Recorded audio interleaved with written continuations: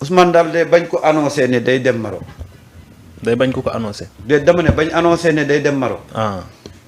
te lañ ne Macky jóge na Maroc voyagé na.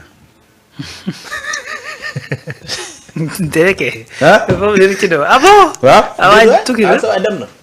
moom daal Ousmane daal traumatisé na Macky. nga ne bañ ko annoncé. te day ñëw Maroc ci la waaj a jël avion dem. dégg naa saa waay tukki na jóge na Maroc am na fu mu fexee dem en attendant saa waay kii kon daal Ousmane daal moom Macky daal moom daal dafa mel ni Bassirou la ñeme. waaw waaye ñemewul waaw Ousmane ndax moom fu Bassirou dem mu fexe ba fekk si ko fa. waaw. waaye fu Ousmane di ñëw bu ko fa fekkoon mu déplacé. mu jóge fa.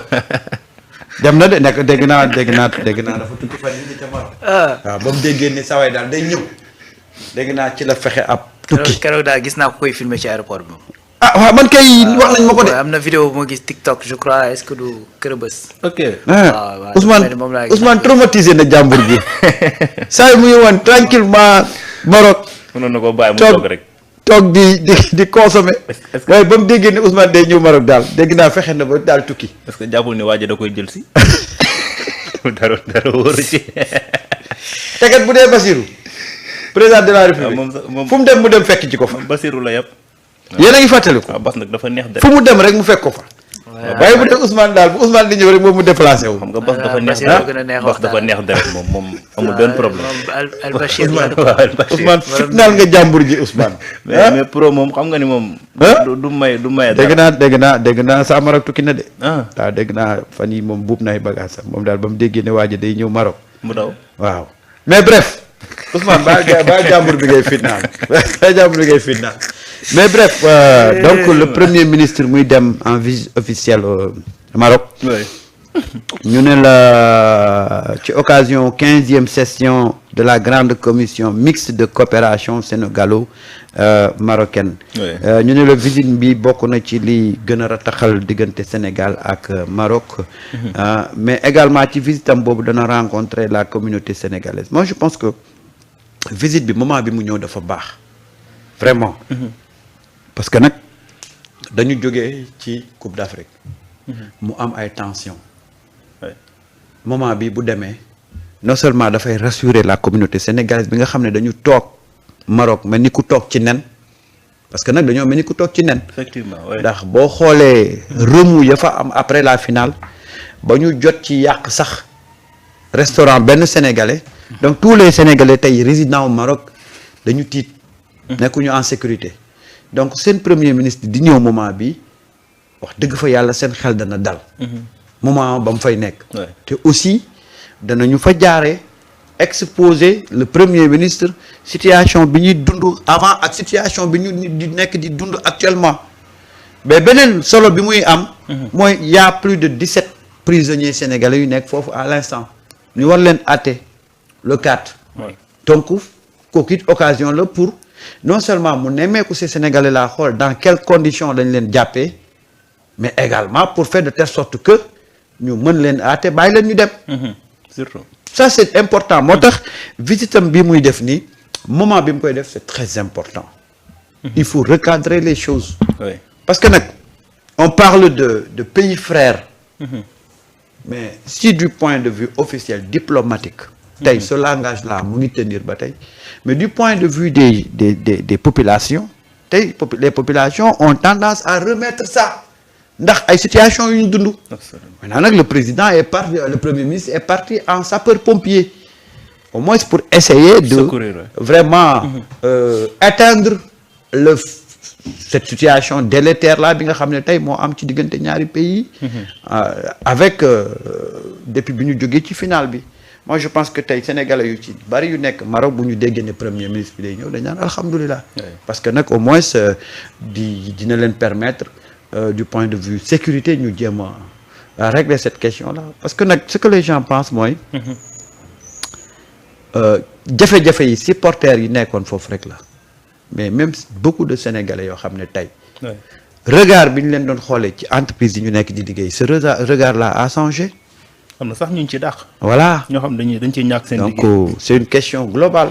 boo waree jël taxi ñu ne la bu dee sénégalais nga doo dugg. voilà donc toutes ces yëpp questions nañ ko là régler. aujourd'hui le premier ministre war na ko mën a régler.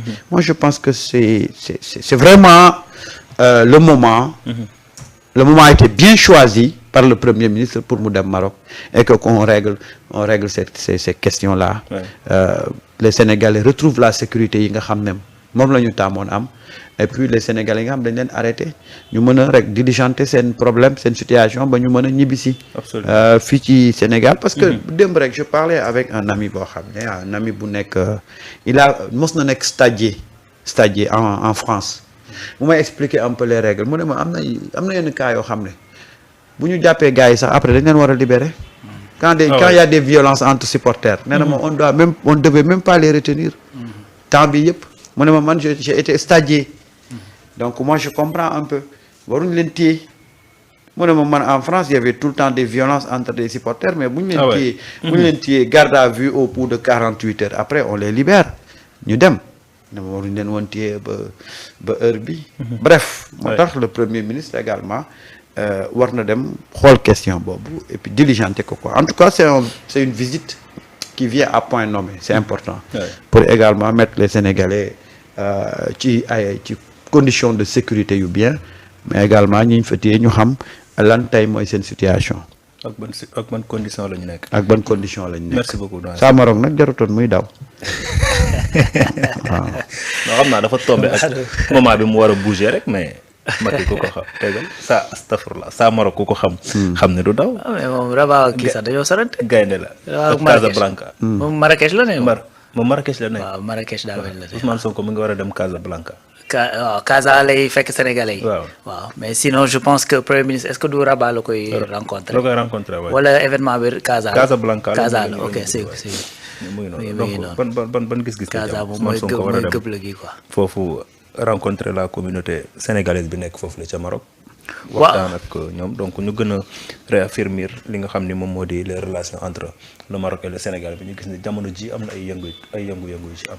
waaw effectivement parce que yëf yi am na ñaari pàcc am na déjà liggéey bi nga xamante ne da ko fay defi dans le cadre de 15e rencontre boobu mixte boobu nga xamante ne moom la ñuy wax la session mixte nga xamante ne mooy dox suñu diggante ak Maroc donc am na pàcc boo xamante ne liggéey la carrément ci xool perspective yi ànd bi ni ñu koy defee naka lañ ko mën a perpétuer et tout ça ndax Maroc li mu am ay intérêt Sénégal nag dafa bari bien que ay Sénégalais yu baree ngi Maroc donc di Sénégalais yu baree Maroc noonu la Maroc baree ay intérêt fii ci réew mi bëri na ay entreprises marocaines yu fi nekk bëri na ay banques marocaines yu fi nekk bëri na ay marocains yoo xamante ni fii lañ ne ci réew mi dund fi des années et cetera ki demee noonu donc loolu également il faut que Maroc sàmmonte ko boole ci ñoo am lu bari loo xamante ni dañ koy partagé mu jëm ci wàllu diine mu jëm sax ci tarixa ak yu ni mel d'ailleurs même ki nga xamante ni ci faydu Tijaaniya bi moom mooy nekk foofu je pense ki nga xamante ni moo ko fay jiite def na sax communiqué pour mën a wax les universités il y a beaucoup d'étudiants yoo xamante ni ña nga fa et cetera j'ai vu une université boo xamante ni ñu ngi def communiqué démb rek di ñaawlu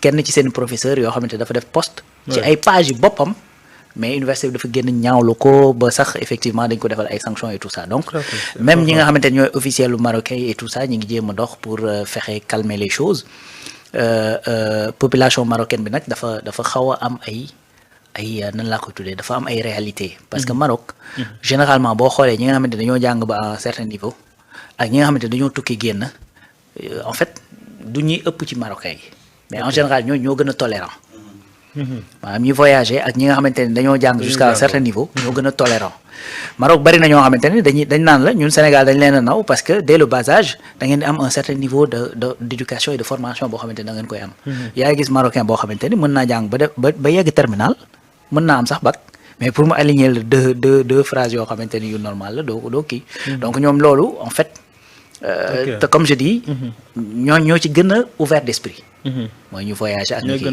voilà donc mais li ci ëpp ci population bi en vérité ouverture d'esprit boobu amuñu ko loolu sénégalais yi sax ñoo ci tane nag parce que tolérance bi ñu am ci sénégalais yi sax c'est encore bu dee yeneen nationalités yi moo gën a graaw tu vois léegi nag loolu il faut pas que état yi seetaan à ce que loolu daal di kii par exemple Maroc boo fa demee sénégalais yi mon ami lañ leen di woowee mon ami buñ nee mon ami yi da ngay jàpp ne sénégalais yi la ñuy waxal mooy nit ñu ñuul yi mais sénégalais yi. tu vois parce que loolu dañoo dem ba nga xamante ni ñenn ci ñoom sax dañoo intégré loolu foog ni mon ami identité la. boo xamante ni dafa am ñu ko war a woowee. tu vois parce que loolu ça date de Assane II et tout ça.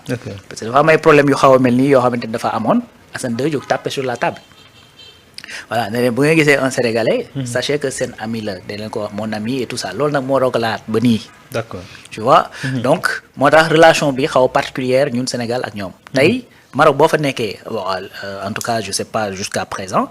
mais bu fekkee da ngay wut 4 séjours doo fay la même bu dee sénégalais doo fay à l'époque en tout cas. d'accord je sais pas jusqu'à maintenant mais il y a tout juste 4 ans yu kii yooyu noonu lay demee. mais bu dee yeneen nationalité dañuy fay. ngay fay 100 dirham. par année. donc loolu ay yoo xamante ne la encore une fois dafa dox suñu diggante ak ñoom. moo tax état normal na bu fekkee ne après un match boo xamante ni final coupe d'Afrique la ay violence war ci am ak yu demee noonu. ñi mu njëkk a tegu ci seen ndodd ngir ñu lijjanti loolu mooy ñi nga xamante ne moom la ñu dénk ñaari état yi tout simplement. donc loolu nag heureusement que. sunu autorités yi comprendre nañ ko très bien ba nga xamante ni Ousmane jóg na. wax na ak homologam bi nga xamante ne moo nekk foofu le simple fait que mu annoncé dem fa rek lu bari dafay calmé wu. donc boo fa demee rencontrer Sénégalais yi xamaale en même temps aussi ci yan conditions lañ fa nekkee parce que am na ñu fa nekk ci conditions yu très difficile.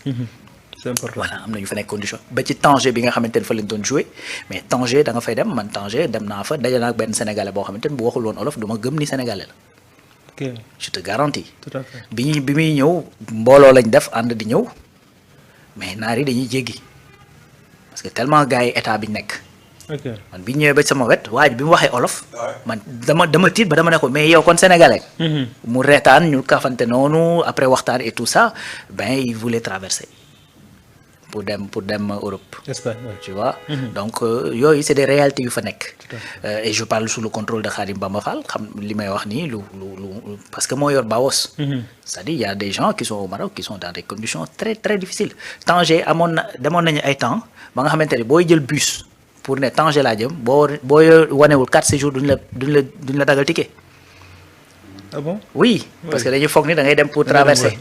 demoon nañ ba benn moment boo fa ñëwee bu hôtel boo bëggee dal hôtel boo wanewul 4 séjours duñ la nangoo louer hôtel. ok tu vois donc bu ko defee boo fa demee nii amoo 4 séjours wala yu demee noonu boo defee nag vite fait da ngay tumuranke. donc yooyu yëpp nag baax na Ousmane dem fa toog ak ñooñu xool ci conditions yi ñu nekk et cetera d'ailleurs kenn ci kilifay parti bi fa la nekkoon. muy Pape Mao. Pape Mao Ndour Pape Mada Ndour tu vois donc moom mi ngi woon foofu au Maroc je pense que xam na ci lu bëree bëri. c'est important donc comme je dis rek yaa ñaari pàcc yooyu dem wax ak état bi. dalal leen également ñu rassurer sénégalais yi xool ña fa nekk parce que effectivement supporters yi ñu téye c'est vrai que dañoo def la lumière ci liki mais ñi nekk ci prison marocain yi nekk ay sénégalais tamit. d'ailleurs dañoo sax signé woon benn accord pour que buñ la condamné foofu ñu mën la indi. Sénégal ñu mën la àtte et tout ça. donc yooyu yëpp je pense que comme doyen ni mu ko waxee c'est un bon moment et c'est une belle réponse. tout à fait. ah ñii wax naan wuy roi bi dafa mere Sénégal parce que wër nañu àdduna bi yëpp te demuñu Maroc. et y a l'autre là qui le disait. c'est de la manipulation. xam nga oui xam nga et cetera président Bassirou dem na fii dem na fële te demul Maroc gii. Ousmane Sonko wër na presque toute l'Afrique demul Maroc gii et cetera voilà effectivement une belle réponse à ñi nga xamante ne ñoom ñooy wax loolu. que affaire yi tout arrive à point nommé et que boo yoree état c'est-à-dire il faut nga lare y a beaucoup de choses yu tegu sa ndodd. et que il faut nga am benn agenda boo xamante ni c'est bien défini. bien quadrillé. et que yu mel ni su amee tu fais entorse ci li nga xamante ne moo doon nga kii pour régler des problèmes parce que en vérité bu ñu la joxee état. dañ la jox état pour ngay régler ay problèmes. tout à fait.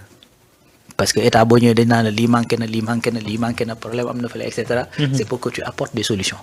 waaw kon yàlla na bu say doomi réew nekkee ci biti effectivement nekk ci njàqare nga mën a taxaw ci seen wet comme amuñu doole yi yenn pays yi am. pour finir gis nga États-Unis c'est ça qu'ils ont réussi maanaam fu doomu réewam nekk xelam day dal parce que day xam ne état mi ngi ci wetam. waaw. gis nañ récemment ñi doon torturer seen. fu doomam nekk. réaction bi gis nga dama am sama benn xarit boo xam ni. jarbaatam daa jógee États-Unis ñëw seen kër. waaw jarbaat bi à l'époque 5 ans laa moon xaw ma. 5 ans. copain bi di ko tooñ ne ko gis nga boo ma moytuwul nijaayam la quoi. boo ma moytuwul nangam dama lay rey. xam nga booy bi lu mu ko wax. dafa xam nga comme ni ngay waxee xale rek ne ko dafa lay rey de affaire yooyu. di ko kii quoi di ko naawal. xale bu am 5 ans dafa ne ko if you kill me you will get problem with my president bis boo ma reyee di nga am problème ak sama président. waaw. ma ne ko léegi noo def ma ne ma xanaa raxasu ci ay mbiram. sont bien protégés waaw génn ci moom ba set wecc. oui c'est ça. gis nga am naa koo xamante ne dama nga xam mu jógee États-Unis ñëw ba Maroc. ñu jël ay téléphone ci saagam. bi mu rendre compte ne dañoo jël ay téléphone am. c'est-à-dire comme nit ku ñuul la États-Unis la jógee jëm Sénégal ñu jàpp ne sénégalais la effectivement sénégalais d'origine la mais dafa am passeport américain. waaw mu ne ma gis nga ba ma gisulee téléphone yi laa gëj a dégg wolof ci laa gëj a dégg français. ba ma zëmbalee ci aéroport bañ jàpp ne un américain mooy kaas dañoo dem mu ne ma chef ki monté woon chef police bi monté. waaw moo dugg ci biir aéroport bi dem lijjanti téléphone ñëw indil ko. ndax respect bi ñu am ci. waaw mais bi ñu jàppee ni Sénégal dañ ko jël yóbbu. moo tax état taxawaayam. bu am doole bu dëgër. foofu lay amee njariñ. day protéger say doomi réew même suñu nekkee ci biti. absolument merci beaucoup Arona donc muy noonu donc Ousmane Sonko dina fa nekk en tout cas le 26 ak le 27. donc